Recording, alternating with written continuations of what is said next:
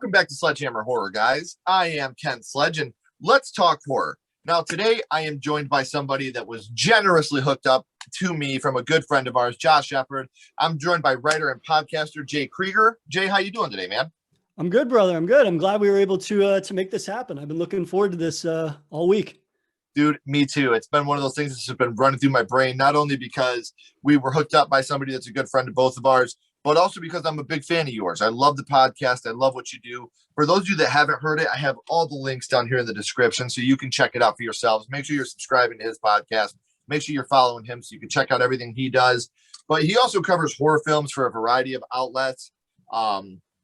And so many other things, the Daily Horror Habit, as well as the co-host of the video game horror podcast, Safe Room, for Bloody Disgusting's video game side of the things, the Dead Pixels. Everything is down here in the description. So what can you tell us a little bit about what you do that the people may not know?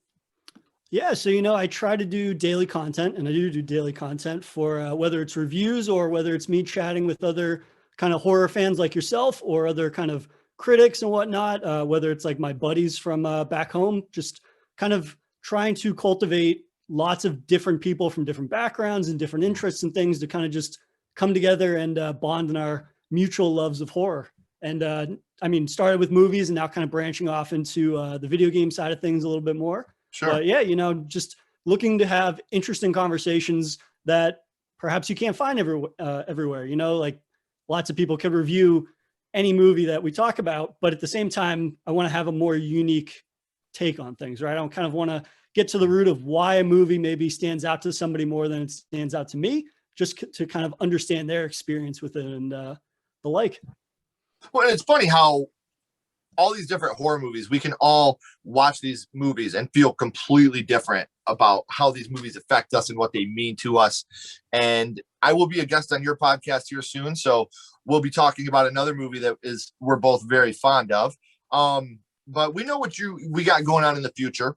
Yep. We know what you're doing right now. And everybody, I can't stress this enough. Check out the social media links and check out the podcast work that he does. I'm such a big fan. I'm so happy I was introduced to what he's doing. So make sure you guys are checking this stuff out. You will not regret that. But now, my friend Jay, I want to go back to the past. And I want to talk about how horror started for you. And your first horror movie was Poltergeist. And so Poltergeist was one of those movies that I was introduced to at a really young age. My dad showed it to me on Halloween when I was probably like 7 or 8. And I didn't grow up with a lot of horror until that moment, right? It wasn't something that my parents are necessarily like big fans of, but it was kind of like they were familiar with a lot of like the greatest hits, right? So sure. At way too young an age, my dad was like, "Oh, we should try Poltergeist or The Exorcist." And it's like these movies that are the extremes, because in mainstream, like that's what people knew back then, I guess, in terms Right. of like people that were maybe on the periphery of horror, right? They weren't these kind of like diehard fans, but these movies that had lots of notoriety and big names attached to it. It was like, how could you miss those types of movies? And so periodically I'd be introduced to movies like that. And Poltergeist was one where I think they showed it to me by accident, just because it was one of those movies at the time where it kind of fell in between the era where there was PG and R, but there was still no PG-13 rating, right? And so the movie ended up being PG. So they were like, "Oh, well, it's PG. This has to be okay for a kid." And then, as we both know, Poltergeist is pretty extreme for a 7 or an 8-year-old. At least it was for me the first time I watched it. Well, and you go from watching stuff, on the Disney Channel to watching Poltergeist. That's two totally opposite sides of the spectrum. And I feel that way about this and Tourist Trap. These are movies that they played on daytime television because they had the PG rating. So Poltergeist obviously caught on a lot bigger than Tourist Trap did, but they're both terrifying movies that you could watch at 2:00 on Fox because it was rated PG. And now there's a lot that goes into this movie too, with the curses that go along with the Poltergeist franchise. Obviously a lot of you guys know some of the stories, like when the clown comes to life and it wraps its arm around the kid, it malfunctioned and it almost choked him to death. It's something that they've talked about repeatedly. And then, Dominique Dunn and Heather O'Rourke's unfortunate deaths. And there's a lot that goes with Poltergeist that we could talk about. But I want to know, when it comes to the first film, which scene affected you the most as a young man? So the scene that really kind of like shook me to my core was my first real taste of like at that age, extreme horror would be the face peeler scene, right? Because up until that point, the movie is obviously it's very creepy, it's very tense and whatnot. But I think that's the most kind of overt, horrifying moments of the film, and it comes out of nowhere. And the lead up to that moment is like the paranormal investigator is hungry, he's helping himself out to food that's in their fridge, but it's kind of like he takes a bite, there's like maggots, it's rotting, the steak is moving across the counter, and it's like they're gross moments, but you've probably seen something similar to that in other movies, or at least it's just kind of registers as being gross, but then it doesn't go much further than that. But then as soon as he goes in the bathroom, right, you like almost don't recognize, or it takes your brain a second to realize what's happening, because you start to see like little droplets of blood. And then of course he starts shredding his face to the degree where you see that gnarly just jaw bones and everything underneath. And that scene comes out of nowhere, and then it ends just as suddenly as it begins. Yep. And it just cuts. And I think that for me at a young age, things that really scared me were things that came out of nowhere. And it's not that it's like, I don't want to portray it as being like a jump scare or anything like that. It's just, it's so sudden. And then the film just moves on and doesn't address it again. Because, and what was so scary in my rewatch, they never show that character again after that. We know that obviously it was a hallucination. He survived, but then they just reference him and they say, oh, he won't be coming back. And just how quickly the film moves on from that to the next thing. I don't know. As a young kid, that was very shocking to me and very terrifying, and kind of like terrified me to the point we had to stop watching the movie and finish it the next day when the sun was up, because I was so shaken by it. But at the same time, and I'm sure you can relate to this, like any horror fan, you get that itch, right? You're like, oh, that was weird. That was creepy. That was unlike anything I'd seen before. I want to come back to it. I want to come back to that feeling again. And then you're essentially like chasing that feeling all throughout your sort of formative years with horror, and even nowadays, right? Well, and that's why I love to talk about our first horror movie, because it really is like doing drugs. Like I really compare it to that. The endorphins you get, that high you get, that rush you get. And then, like you said, you're always chasing that dragon. You're trying to get that again, that feeling again, that horror again. And one thing that you brought up that's so perfectly stated, that guy's just never heard from again. And they, you know, well, we won't be seeing him again. He won't be coming back. He's the smart guy in the horror movie. This shit happened and I'm gone, man. I'm out.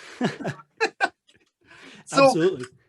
That another big thing about that scene, like you said, as kids, we don't really understand the hallucination part of it, you know, because especially at, you know, 6, 7, 8, everything is cut and dry, open and closed, black and white. And this guy's pulling his face off. What the hell is going on here? You know, and I think this movie always scared me a little bit too, because Heather O'Rourke, you know, my sister looks just like her when we were kids, the long blonde hair, the white blonde hair. So I think that's another reason this movie really stuck with me. But when someone brings up Poltergeist to you, what's the first thing that pops into your head? So I think other than that scene, which has stuck with me all these years, I think it's just the idea that like the movie touches upon so many of my primal fears as a kid, right? Obviously you've got the clown, and then of course there's that very graphic practical effects, but also kind of more mundane things that really stick with me for some reason. It's kind of like the static is on and it's like illuminating the dark room, but then you hear whispers periodically. And even on this recent rewatch, like thinking about the tree coming through the window, the tree itself, it's like, I never had a fear that a tree was coming through my window, but it's this idea that something is going to come out from the darkness and come crashing through the window and grab you, right? This idea that like when you were a kid, even sometimes now, like you get creeped out if you're staring through at night, you're just staring through the window and you can't see anything. It's just blackness. This idea that something could just be out of your field of vision. And just the way in which the film is really able to touch upon a lot of primal fears, not only in kids, but in adults, really speaks to like just how much variety is in the movie. I don't know, when people talk about haunting movies or poltergeist type movies, I feel like a lot of times the scares can sort of be one note, or the types of scares that they want to do are one note. Whereas this film really stands out in being just a ton of variety. And it never really hits upon any one particular note kind of over and over. It kind of hits one of those notes and then moves to the next one and then moves to the next one. And that was something that I was really impressed with getting to revisit it. Well, and Tobe Hooper's a genius. You know, obviously we talked about Texas Chainsaw Massacre poster back there in the back, but you know, he's a genius. And Tobe Hooper was on this film. Obviously, he directed this film. But what you were just speaking about, the different notes on this movie, you have a totally different experience now, for me at least, as a father of two young girls, watching this as an adult as compared to watching it as a kid. Just like with The Exorcist, with The Exorcist, you watch it as a kid and you're like, fuck that, leave that little girl there, she's done. But as a dad, I'm like, I couldn't leave my daughter. This is so much scarier to me as an adult. Same thing with Poltergeist. Your little girl's gone. What are you going to do to get her back? And that scene in the closet, with Carol Ann in the closet, that whole scene to me on a rewatch, there's a couple scenes that got to me now that I didn't really pay attention to or kind of went over my head as a kid, but the closet scene totally got me now. So we talked about which scene affected you the most, Jay, but now I want to go a little bit deeper than that. Now, as a rewatch, as an adult, what is your favorite scene from Poltergeist? In terms of like favorite scenes, probably, well, before I answer that, like one thing I just want to speak to, kind of like you were saying, that something that stands out to you now as a father and watching the movie. I'm not a father, but on a rewatch, like I hadn't watched this movie in probably 10 years. Getting to revisit it, just noticing the effects that the haunting have on the family. Obviously their daughter goes missing, but like when the paranormal investigators show up to the house, it really struck me in seeing how the father reacts to it, right? He's drinking in the middle of the day. All of a sudden, he's got these big bags under his eyes. He's got a cigarette behind his ear and he's been smoking, and he hasn't done any of those things previously in the movie. And that was something that really stood out to me in terms of just showing on a human level how the haunting affects other people. It's not sort of this idea that like, yeah, it's a series of these scary events that we kind of just brush off, right? In this movie, they really show like the effect that has on them in a way that obviously as a 7 or an 8-year-old, I couldn't appreciate. I wasn't paying attention to those things to a certain extent. Well, and you talk about that, I think, because this movie does have a splice of comedy in it too. Like when he's talking about, absolutely, well, I put this car down and it took it 8 hours. You would never even notice. He's like, oh, well, you're going to notice this. Yeah. And they open the door and everything in that room is just spinning. And the investigators are like, what the hell is going on here? That's another scene that really gets you too. But I kind of cut you off there, man. I'm sorry. We were talking about your favorite scene. What would you say your favorite scene is? So I think that the way the film opens is probably one of my favorite scenes, in that you see Heather O'Rourke just talking to the TV. And that really is terrifying. And it's always been terrifying, obviously, especially when she's talking and she's answering questions and she's asking questions, but you never hear what is being said to her. And there's just something about seeing a one-sided conversation and then seeing other characters notice like, oh, that's a one-sided conversation with no one. Like that is super disturbing, because the way that I think about a lot of horror movies, it's like, is this scene effective whether or not there's actually a haunting happening, right? This idea that like, well, let's say this movie wasn't about a haunting. Let's say it was about mental illness instead or something like that. Right. It would still be just as disturbing, right? This idea you're having a conversation with nobody and you're reacting to it. So for me, that is a scene that I think has always stood out to me in a way that is much different than sort of the face melter scene that I mentioned. But at the same time, like, it's disturbing, but for a very different reason. It shows kind of just, again, you mentioned Hooper, like Hooper's ability to have a lot of different types of scares in his films. It's not all reliant on one sort of primal fear. You don't just have to shred somebody's face to get a reaction from people. It could be something as mundane as a conversation, but it's still like the weight of that, and seeing how disturbing that is, especially with a little innocent girl sitting there in front of the TV. Like that's, for me, is just, again, like I'm not a parent, but it's still very disturbing to see that play out. Oh, and even, they're here. Yeah. Like that shit chills you to the bone, man. So we talked a little bit about the curse that comes along with this. And one thing, people say that when you have the swimming pool in the backyard and you have all the skeletons that are coming up, that those were real skeletons and real human remains. And that's the reason this movie is cursed. But back in the day, almost every film that had skeletons used real human remains. So I just wanted to ask, do you think that the curse of Poltergeist is real, or do you think that that's more made up just because of the things it's surrounded a horror movie? Because, I mean, even if you look at Poltergeist 2, they had Will Sampson, who played the witch doctor in that. He did an exorcist on the set, or an exorcism, and then he ended up dying of kidney failure 2 years later. And, Reverend Kane, he ended up dying of stomach cancer, and which is really creepy. I don't know if you guys know this, but in between 2 and 3, he passed away, and they made a face mask of him. They called it the death mask. of his face that they put on the guy in part 3 that played Reverend Cain. So do you think that the poltergeist curse is a real thing, or do you think that's just something, a stigma because of the type of movie it is? I mean, everybody's open to believing whatever they want. For me, I think it's one of those things that turns into like an urban legend, right? I don't think it's really cursed personally, but at the same time, it speaks to the fact that, I guess, something that I really appreciate about horror movies is that it gives us an outlet for horrifying things that can happen. And then it's reflective of the real world in a lot of ways, right? Because of course, we know that a lot of people involved, or a couple of people involved in the film, tragically passed away far too soon, some violently, some from disease and whatnot. But it's one of those things where I think partially it's like this word of mouth thing, right? And especially with those films coming out before the internet and things like that. So people are saying, oh, this set is cursed and this and that. And then the word of mouth, I think, probably spurred up a lot more of that. Personally, I don't think that there's really a curse, but I think that it's convenient for some people to be like, well, look at all of these people that passed away and then they're in a horror movie. So maybe maybe that was more of it. But what about you? Do you think that? That's what I was saying. I think to a degree, but something I wanted to bring up real quick, just so it doesn't seem like I'm being super disrespectful or anything. I think Dominique Dunne and Heather O'Rourke's death had absolutely nothing to do with the movie. Obviously, Dominique Dunne was strangled by a piece of shit ex-boyfriend. Heather O'Rourke, unfortunately, had an abscess in her intestine. They thought it was Crohn's disease, so they weren't treating her for the right disease, and the abscess ended up exploding inside of her, and she got toxic shock.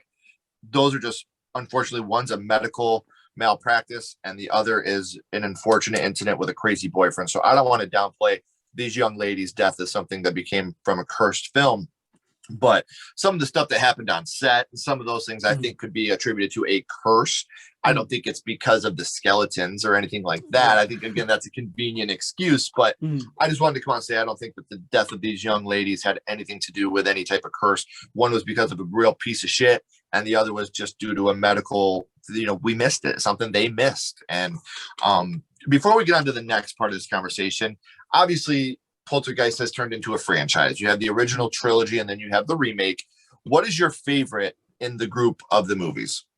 Funny enough, I've only ever actually seen the first one because I loved it so much. And it was a film that I never really, I didn't revisit it that often for whatever reason. Like I said, I probably hadn't seen it in a decade leading up to our conversation, but it was one of those films that I think is funny just in terms of thinking about my history with horror.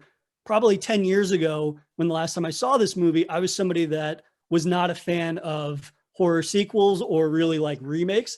But in the 10 years that I've had to kind of grow up and expand my my filmography horizons and whatnot, I've really obviously come around to sequels and especially to horror remakes. I've gotten a whole new appreciation for them. And so I do actually want to revisit, or actually watch for the first time rather, the first two sequels and potentially get around to the remake as well. Which would you recommend though? I think that for nostalgia reasons, I think Poltergeist is the best. I want to say that first and foremost. Poltergeist is the best. My favorite is Poltergeist 3. And I think for nostalgia reasons, it's the one I watched the most as a kid. It happens in a skyscraper, which I think is super dope. A lot of the practical effects in that movie are so great. The ending is obviously tragic because Heather O'Rourke died before they got to finish the movie. So they had to have a body stand in for her, which is, they had to just write it. They didn't want to finish the film. The directors, everybody, they were like, we're done. We don't want to do this. And MGM was like, yeah, that sucks. We spent a lot of money, but you're finishing this film. So fuck you, finish the film. So they got a really terrible ending on it. But for nostalgia reasons, that one was always my favorite. The remake, I'm with you. I don't think remakes are inherently bad. Evil Dead 2013, Child's Play 2019 are some of my favorite films. I think they're amazing remakes. Absolutely. Poltergeist is a carbon copy of the original with worst acting, in my opinion. So, but that's the great thing about horror. We all have our opinions, and yours may be different than mine. So while we're on the subject of horror and opinions, we talked about your first horror movie and what that meant to you. But now, Jay, I'm going to go scream on you here for a second. What's your favorite scary movie? What is your favorite horror movie of all time? It's one that it changes so often. Like, I don't know if you use Letterboxd or anything, but it's like you've got the top 4 or whatever. Like, is continually rotating, but I really think probably within the last 5 years, I would say that my favorite horror film is probably Texas Chainsaw Massacre, which you can see the poster. Like that is probably my favorite just because it's a film that I think a lot of people maybe, I guess, obviously, if you're a fan of slashers and stuff, you're familiar with it, but I think it's a movie that doesn't get enough credit for what it does. Right. And I think, especially with talking about earlier, kind of my folks were not the biggest horror fans. They weren't super familiar with a lot of horror films. I think people that are sort of on the outside of horror looking in and they only sort of like see the mainstream stuff, I think it's easy for them to kind of label Texas Chainsaw Massacre as just like any other slasher, or it's kind of like this schlocky thing. But I find that every single time I revisit that movie, it is a very unconditional, untraditional slasher in a lot of ways because of how little actual kind of like gore or blood is actually in the movie. Yeah. And a lot of that movie, what is terrifying, it's not even moments of violence. It's more about the way that Toby Hooper, speak of the devil, where he's able to really convey an atmosphere that is a lot different than a lot of the sort of other traditional slashers, like whether it's Halloween or Friday the 13th or Nightmare on Elm Street. Like, side note, don't let anybody misinterpret that I'm trying to say like this is better than those or these are bad or worse. It's all relative. For me, that film is different in a way than any other slasher, and it has nothing really to do with the violence. It's more about the sort of like the sweaty mania of Backroads, Texas, that he's able to really make a horrifying setting for his film to unfold in. And that is such an artsy film. I know people hear Texas Chainsaw and artsy, but the way that things are shot, the way that the production did what they did, and you're right. Everybody, it's funny the way that your mind recreates things, because Texas Chainsaw I watched when I was a kid, and then I watched it again as a teenager, and I'm like, man, this is not the bloody, nasty movie that I thought that it was. There's not a lot of blood and guts in that movie. And I think the dinner scene is one of the scariest scenes ever in cinema history. And that scene, like Gunnar Hansen, he threw up because it was so hot and miserable. And like the commitment that that team had to that movie, I'm with you. It's not my favorite. My favorite will always be House from '86. But that movie it's one of the most artsy slashers of all time, because they really put a lot of TLC into the production. The art department just absolutely destroyed it with that movie. Such an amazing artsy movie. So I'm with you. I think Texas Chainsaw does not get the respect because people lump it in as a slasher, but I think it's much more than your traditional slasher. I'm 100% on your team with that.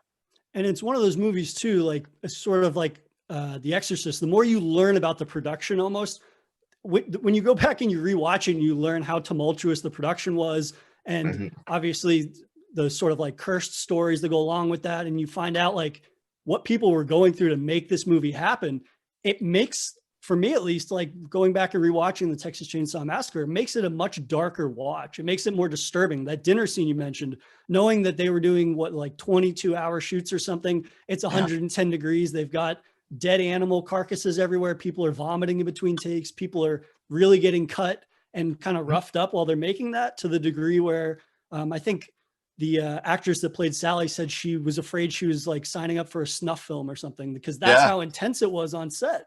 And going back and rewatching those movies, it doesn't stop me from watching them, but it just makes it that much kind of more disturbing to watch what's happening, because you know what they were going through. You know it's disturbing, but it also gives you that much more appreciation. Absolutely. Because they are that committed to their craft that they're going to put themselves through that so you can have an hour and a half's worth of entertainment. Yeah. And I think that is the essence of kind of chipping away at this idea that people, again, that aren't the biggest horror fans, when they say stuff like, oh, horror films are schlocky or they're cheap or whatever. It's like, well, you can say those things, but then when you actually learn what goes into making what you perceive as schlock, people are giving it their all. People that they might not even go on to do another movie ever again, or maybe they do one or two movies and they're done. It's not, I have a great appreciation, I think, for creatives in horror, that a lot of the times it's just people that were in the right place at the right time, and they give one or two or three performances their all, and then you never see or hear from them again. And I think it shows like how dedicated they are to making a film in the moment. And maybe they don't go on to do other things, but they were there for that job or the next two films, and they just kind of like gave it their all and gave us these timeless performances that definitely deserve more respect, I think. Well, when people try to slam horror as a genre, it makes me laugh, Yeah. Like it to me is something really funny because I always come back with, let me know when you got comedy con or rom-com con, Right. you know, let me know when you have somebody that cosplays and spends 8 hours dressing up like Ryan Gosling from The Notebook for their next convention. Right. Like horror to me is, and it's funny because you have all these brutal killings and scary moments, but the horror community is the most loving, embracing, kind community in the whole world, and everybody is so honored and proud. You go to cons and these people are just they make you feel like they're just as honored to meet you as you are to meet them. Yeah. And that's an amazing feeling. And these people that they don't have to do this kind of thing, but they go out and they do these cons and they just sit there and they shake your hand and sign your pictures. And it's an amazing thing. So if people that slam horror as a genre, they make me laugh, man, because you watched, Friday the 13th one time when you were 9 and now you think you know everything about the horror genre. Like, give me a break, man. It's ridiculous.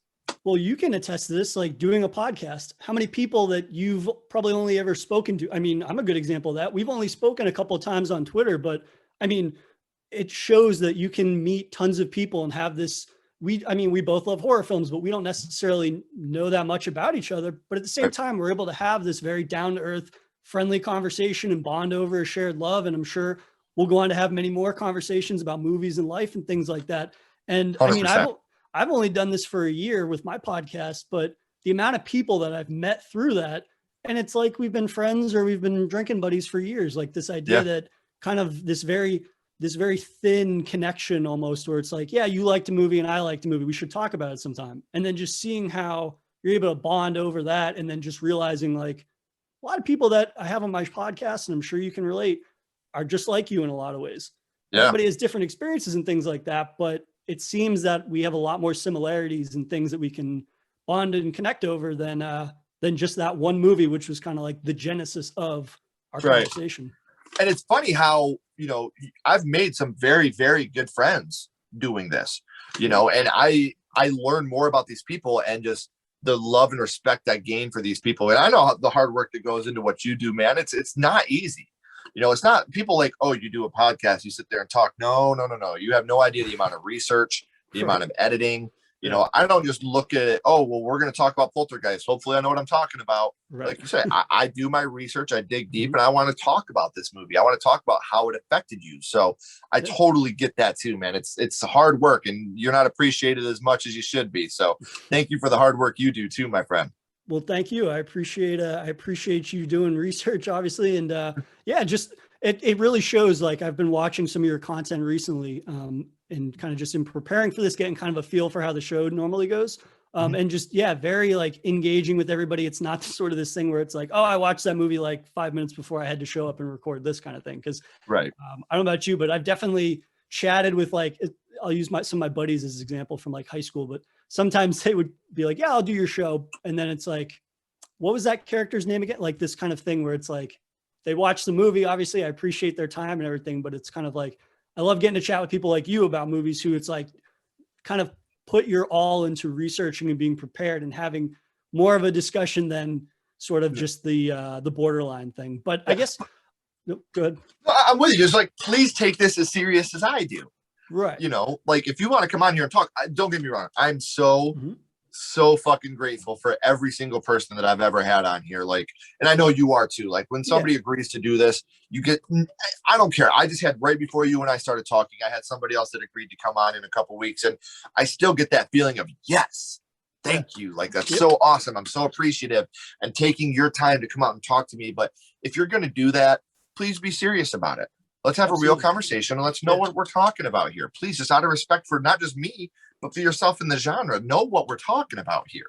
And to be fair, I'm talking about my buddies specifically that I've been friends with for like 20 years, just breaking their balls in that regard. But I really appreciate getting to like link up with you. Obviously, Josh, we get to give a shout out to him for linking us up, and just finding people that really like put a lot of time and effort into these conversations. And it's more than just kind of which plot beat was your favorite, kind of getting to the core of that. And I mean, if you'll allow me, I want to kind of flip the script on you a little bit and ask you, like, what is a scene in Poltergeist that really stands out to you? Maybe it wasn't the one that scared you the most the first time you watched it, but when you think of this movie, what is sort of one element of it that makes it a standout from like other hauntings?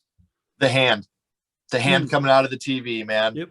I don't know what it is about that. I think, well, I don't know if you know this about me or not, but I grew up in a video store. My parents and my grandparents owned a video store. Very cool. And so TV was everything to me growing up, you know, whether it was watching baseball, very cool, or horror movies, like TV was it. And when I seen that hand come out of the TV, like that totally got me. I was like, what the fuck?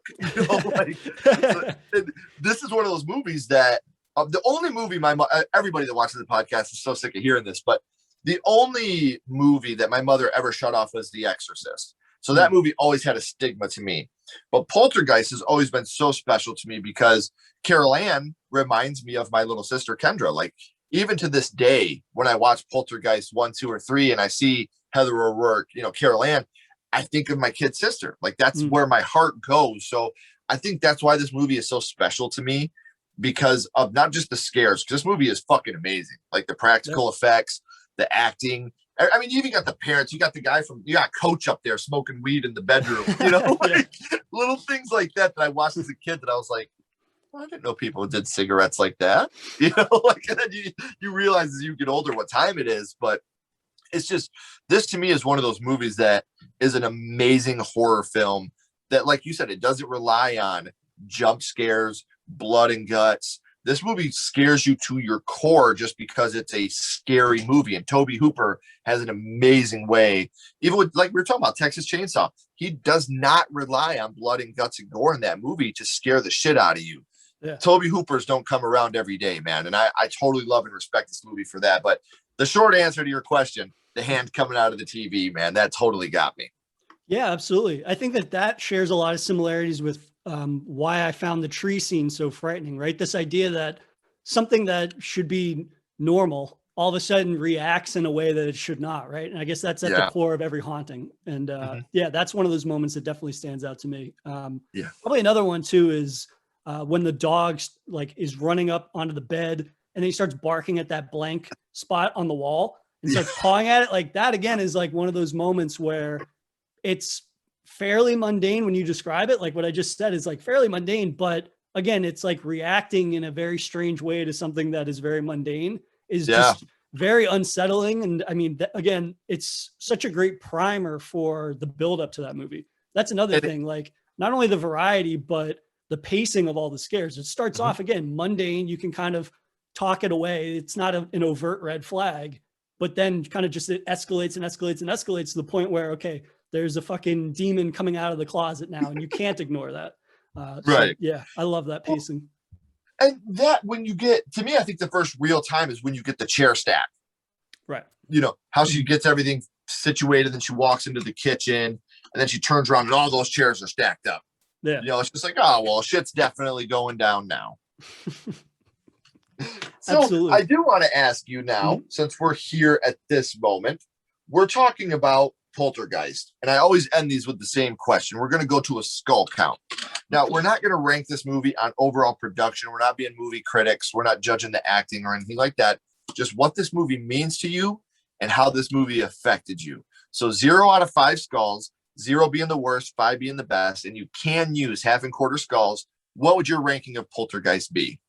I would say I'd give it 4 skulls out of 5, just because it's such a early primer movie for me. Like, I have a great nostalgia for it, but at the same time, I think it is a perfect horror movie that is sort of like somewhere in between almost. I would think, like, if I ever have kids, it would be the movie that I would show them maybe like third in terms of like introducing them to horror slowly, because it really does dance a fine line between PG-13 and PG and PG-13. I wouldn't say it skews more towards R, but I think it's very funny that the film again came out in a time when there was no PG-13, because it is a perfect primer PG-13 movie, I feel like, for kids and sort of getting them into horror. And maybe I'd wait or give my kids a little more warning if I was going to show it to them at 7. But I think it's a movie that it has a very familiar structure to it, but it again is just, it has obviously the creative duo of Hooper and Spielberg that gives you the best of both worlds. Like Spielberg, I think, is very good at establishing a familiar sort of suburban family setting which is familiar to a lot of people. Like that was what, for me, when I was watching the movie, because that's like kind of where I grew up sort of. And so, and then Hooper, of course, his horror sensibilities is like, hey, we're going to do the most fucked up things imaginable in the suburbs. And so that is something that I think is a really beautiful combination of the two. And that's why I think it's a movie that's held up incredibly well. And it's one that I definitely need to now go back and watch the sequels, and we'll compare notes on on the Poltergeist remake. Yeah, please. I would love to talk to you about that. I would love to get your opinion on that. I want to remind everybody again, please make sure you're checking Jay out. All his links are down here in the description. You will not regret it. Jay, don't go anywhere, my friend. I got a couple more questions for you. Everybody else, as always, keep talking horror, stay what you are, and we'll see you guys soon.